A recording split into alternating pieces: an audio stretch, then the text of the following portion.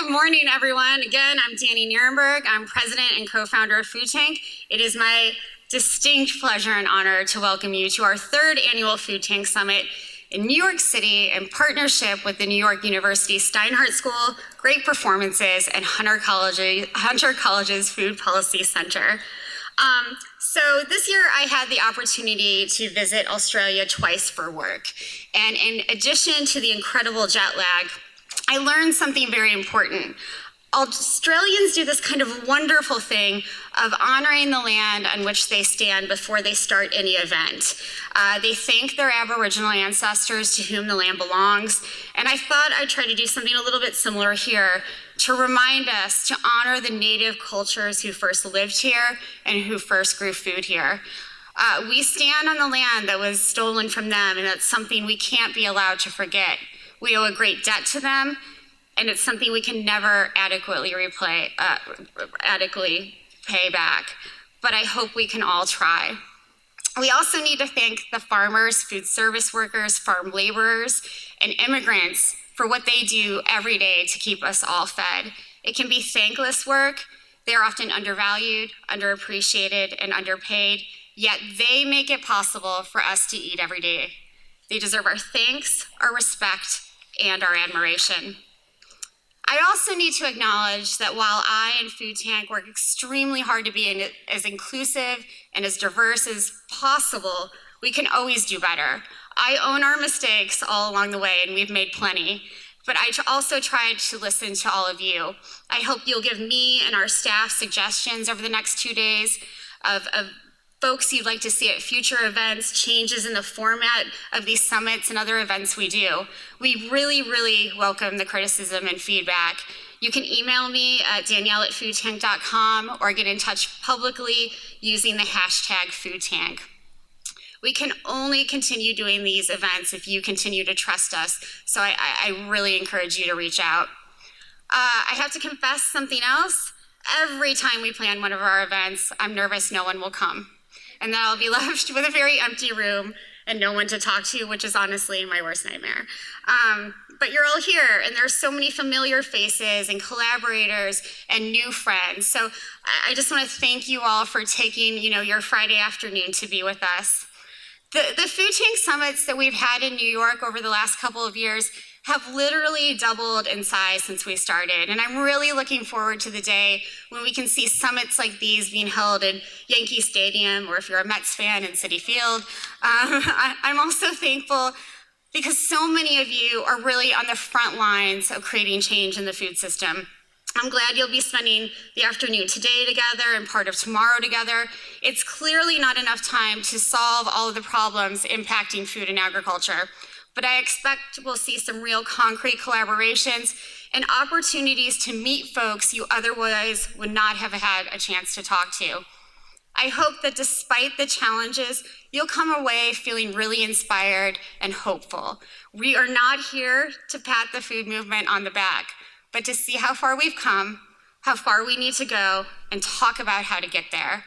There are many of you who think that the so-called food movement is not a movement at all. In fact, one of our speakers today thinks it's bullshit. And if that is true, the notion that there is not a good food movement, then all of us in this room really need to get busy. I also realize that we are standing on the shoulders of giants. We are simply continuing and building on the dialogue that has gone on for decades of how to create a more environmentally, socially, and economically sustainable food system, a system that honors diversity in all its forms. So many of my heroines and heroes have laid the foundation for why we're here today. People like professor and agriculture expert Joan Gossow, who's been encouraging us to eat locally and act globally for more than 50 years. Please. Farmers like Fred Kirschman, Denise O'Brien, Noah Nasiali, and Karen Washington, who have changed how we grow food and also broadened the perception of what a farmer should look like.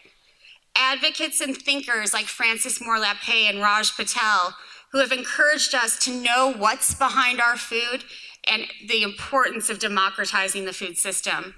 Writers like Michael Pollan, Julia Moskin, and Mark Bittman, who bring the art of eating, cooking, and growing food to the masses. Scientists like Vandana Shiva and Howard Yana Shapiro, who are questioning how we grow food while also recognizing indigenous and traditional practices. Business leaders like Stephen Williamson from the cashew milk company Forager and livestock rancher Bill Nyman, who are rethinking how we consume protein. Chefs like Alice Waters, Renee Erickson, and Tanya Howland, who are creating meals with meaning and showing the world that fine dining is not just the realm of male chefs. Advocates like Sophie Akhoff and Martine Lemos, the new co-executive directors of the National Young Farmers Coalition, who are working to ensure that the next generation of farmers has the resources they need. And political leaders like Representative Jim McGovern, who is the co-chair of the Congressional Hunger Caucus and has spent his career working to not only end hunger, but to protect the dignity of those who depend on SNAP benefits to feed their families. That man is literally a superhero. But as we know, this year has presented tremendous challenges for farmers around the world. Decimated buildings and overturned cars often make headlines, but hurricanes and floods have inundated large areas of farmland and drowned livestock from Cambodia to the Carolinas. Other parts of the world are suffering devastating droughts that threaten the livelihoods of farmers in a so-called good year. Trade disputes over metals may add just a few pennies to the price of a can in the grocery store, but are wreaking havoc on the global market for the food that goes into that can. Farmland clearing in Latin America that is encouraged by politicians is contributing to an increase in fires that are burning the Amazon at unprecedented rates.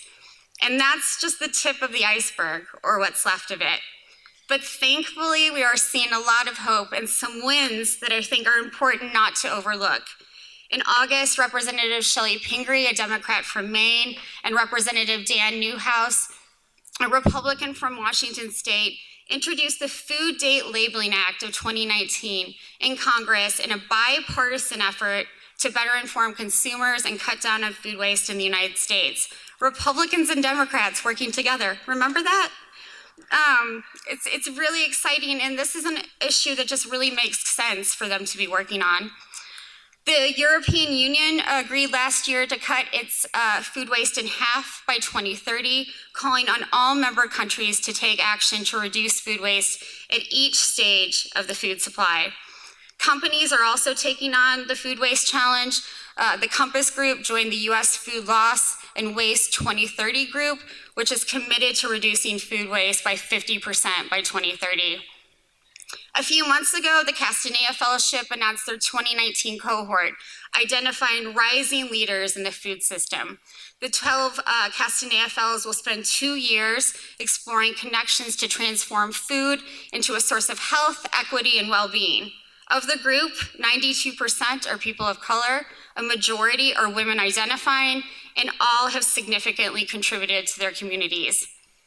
The James Beard Foundation conducted its 5th annual Blended Burger Project, joining more than 500 restaurants across the country in the search for an amazing blended protein burger. Not a vegan burger, not a vegetarian burger, but a nutritious meat burger blended with mushrooms and other foods to cut down on the use of meat, but not on taste, and also support American ranchers.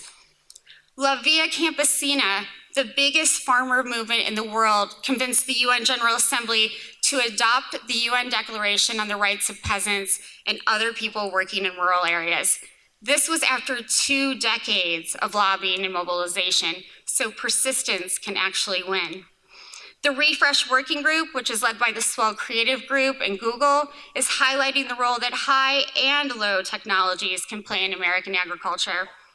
The Crop Trust Food Forever initiative is mobilizing political leaders, chefs, advocates, and farmers to change the way we protect, grow, sell, and consume crop diversity. In Kenya, the organization Let's Cook Kenyan Meals is encouraging 1.5 million people to cook traditional recipes using indigenous foods and to prepare healthy food at home. In India, Dabal Deb who is known as India's rice warrior, has now documented the DNA sequences of more than 1,600 varieties of rice for a one-of-a-kind open access seed bank. Earlier this year, the International Panel of Experts on Sustainable Food Systems completed 3 years of research with farmers, activists, and experts to develop a common food policy that points the way forward for Europe, showing collaboration across the continent is necessary as well as possible to save the food system. And the last example I really want to share happened earlier this week. The Rockefeller Foundation announced its Food System Vision Prize to encourage collaboration for a positive food future. They'll be awarding monetary prizes to communities and organizations that are partnering and collaborating. Those are the two key things that need to happen for this prize to be won. And I encourage you all to check it out, how to apply on foodtank.com and the Rockefeller website. And there are countless other stories of hope and success that really give me the inspiration to get out of bed every day. Food Tank is really looking at the role that we can play in helping inspire more change. Last year, we realized that there weren't enough regular, ongoing, bipartisan conversations about food and agriculture among congressional representatives on Capitol Hill. So we began a speaker series in partnership with the George Washington University to talk about issues like food and technology and food as medicine. We hope to bring those same sort of dialogues to the Senate side next year. We piloted free Food Talk live events with amazing food experts this summer at NYU Steinhardt School, and we're expanding that program later this month in Boston and starting in January in Chicago and in April in Minneapolis. We believe in the power of the performing arts to expand the food and environmental movements. Tonight, we are announcing a partnership with the La Mama Theater Company around a completely original off-Broadway interactive show opening June 10th of 2020 about climate change called Garjana. This is really exciting. You'll hear a lot more about it later. We are working on curriculum for the growing number of food studies programs across the US. We'll be publishing a book about food loss and food waste next year. We are excited to announce a Food Tank Summit in partnership with Deputy Secretary of Agriculture, former Deputy Secretary of Agriculture, Kathleen Merrigan, and Arizona State, focused on featuring Indigenous and Native voices in the food system. And that event will take place on January 22nd of 2020. We continue to publish articles and research daily on foodtank.com, highlighting individuals and organizations who are working to make the food system better every day. So today and tomorrow, I hope you really get to know one another. I hope that you criticize and critique, that you ask questions, that you respect your peers while also questioning their viewpoints, and that you delight in learning new things. Maybe you'll even change your mind. I think that's a lost art in this country right now, the ability to change one's mind. And I hope you'll look for ways to have uncommon collaborations. Again, I really hope you realize that Food Tank did our best as a small organization with an even smaller budget to bring together as many people as possible. We provided scholarships for farmers, students, and other folks. We really tried to bring a diversity of thinkers and doers together, but we can always do better. We welcome your suggestions for who should speak at future events and be featured on foodtank.com. So with that, I thank you for coming today. I'm so pleased to see you all, and I hope you have a great summit.